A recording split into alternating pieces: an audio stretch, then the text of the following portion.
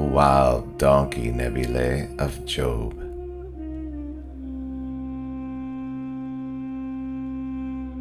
Both professional and amateur astronomers today describe nebulae shapes using simple, common names to easily recognize various regions of space. Oftentimes, these astronomers will describe the same nebulae shapes in different ways.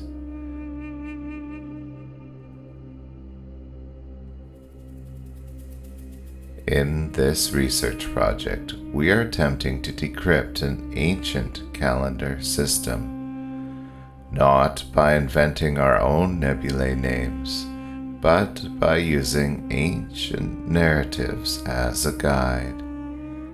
These narratives serve as a map to locate recognizable regions of space, left on record for thousands of years, yet forgotten. In this chapter, we will investigate a description of a wild donkey in the book of Job. This description contains repeating pairs of parallel thoughts. Job 39 reads, "Who set free the wild donkey, and who loosed the bonds of the onager? Whose home I have made the wilderness, and his dwelling in the salt land. He scorns the tumult of the city. He does not heed the shouts of the driver. The range of the mountains is his pasture, and he searches after every green thing." As the Job narrative covers both this donkey and later a horse, let us first gather a collection of nebulae shapes that resemble both donkeys and horses. We will start by eliminating some of the modern famous shapes. Growing up as a child, my dad subscribed to a magazine called National Geographic. I know I am dating myself, but I remember first seeing the Horsehead Nebula on the cover of the June 1983 issue of National Geographic. 1983 is considered the year that the internet was born. Now this Horsehead Nebula shape would not qualify for this research project because it requires a telescope to see.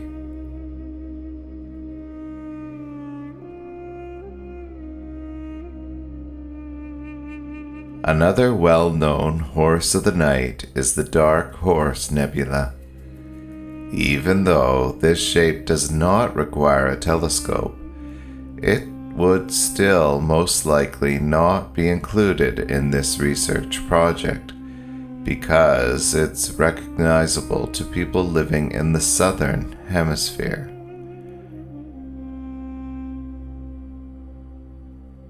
From the desert regions of the Fertile Crescent, this nebula is recognized as a different creature, which we will investigate in the next video. When we set the date in stellarium to -4000 and the location to the Fertile Crescent, there appear to be a few nebula shapes that resemble donkeys and horses. Some of these regions we have already looked at in previous videos.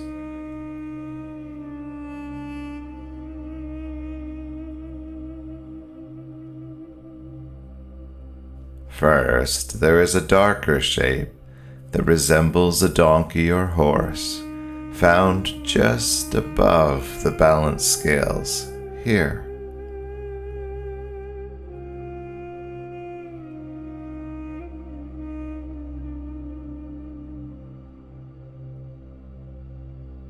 Next, there is a shape that resembles a brighter donkey or horse here.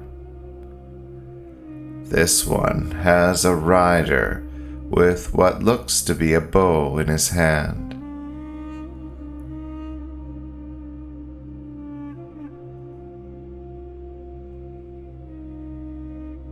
Next, there is a white shape that resembles a donkey or horsehead. In front of this one, there is what looks to be a feed box.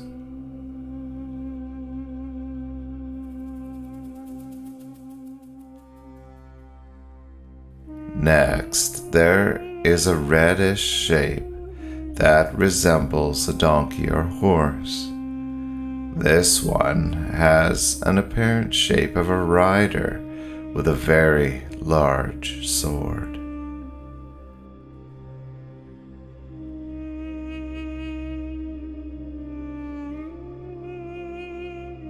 For those who love to read ancient narratives, your cranial gears may go into overdrive as the things you have read start to mesh with the nebulae shapes. For those who don't like to read much, you can let your neurons stay in neutral and coast along. Now, to narrow down which of these shapes the Job narrative might be referencing, we must research the words used to describe the creature. The lexicons describe both words in verse 5 as a wild donkey.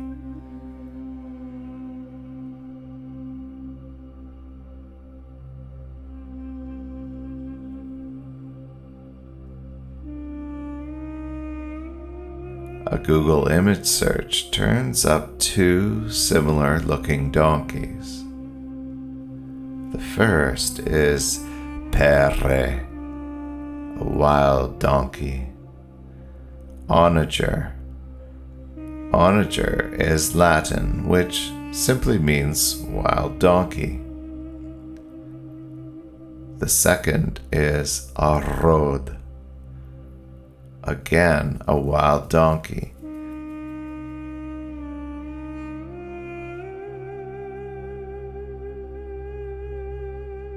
Or an African wild donkey. As each verse appears to rephrase each thought twice, it may be that the author is once again describing the same animal with different words.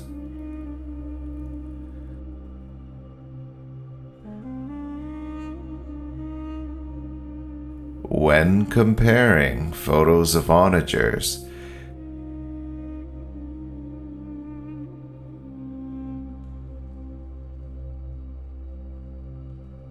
it seems this nebula shape has the closest match. These apparent shapes will never be a pixel-perfect match, which may be part of the reason why the shapes went unnoticed and hidden.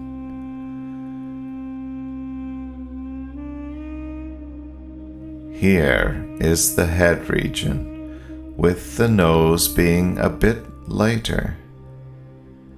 Here is the body, with a lighter colored belly and a darker colored back.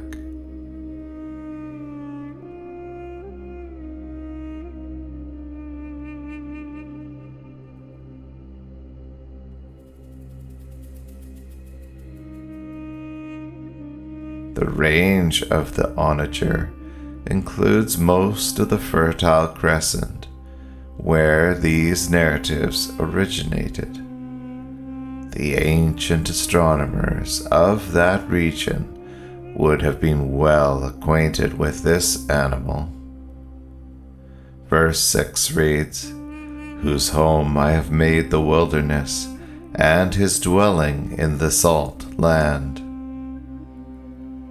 The wilderness and the salt land may match the bright nebula colors around this creature's shape. Verse 7 reads, "He scorns the tumult of the city. He does not heed the shouts of the driver."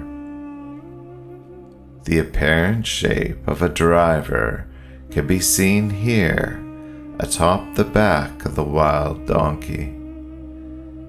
The article states that the onagers are notoriously difficult to tame. For now, we will skip over the city. Verse 8 may be referencing the bright star near the mouth of the donkey. The range of the mountains is his pasture, and he searches after every green thing. When I was a young lad attending youth groups, we would play a game called telephone. We would sit in a circle, and one person would whisper a message to the person next to them.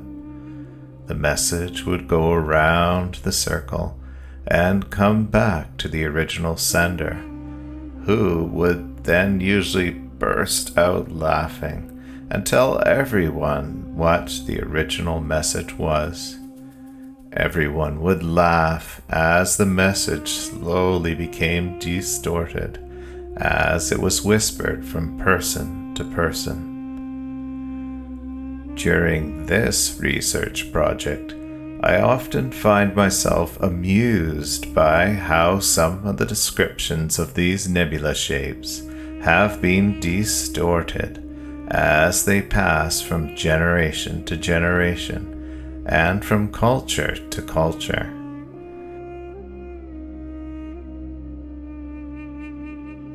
To make things worse, these apparent nebulae shapes are only partially recognizable due to the nature of pareidolia. For example, a region that might resemble a donkey or horse with a rider holding a bow was somehow distorted over time and passed down to us in artwork as a half man, half horse holding a bow.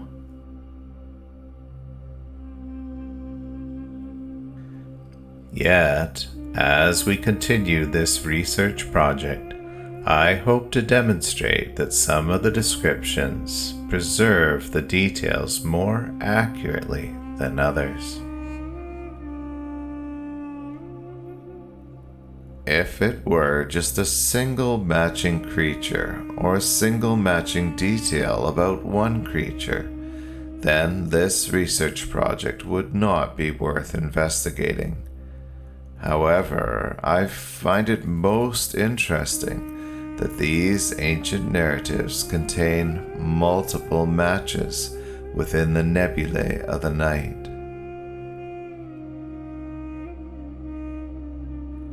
In video 19, we found an apparent ox-shaped nebulae where the sun, moon, and planets pass over,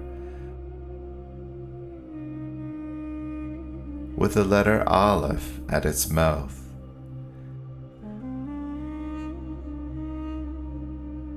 In the next video, we will look at a second ox, which in Hebrew is Reem.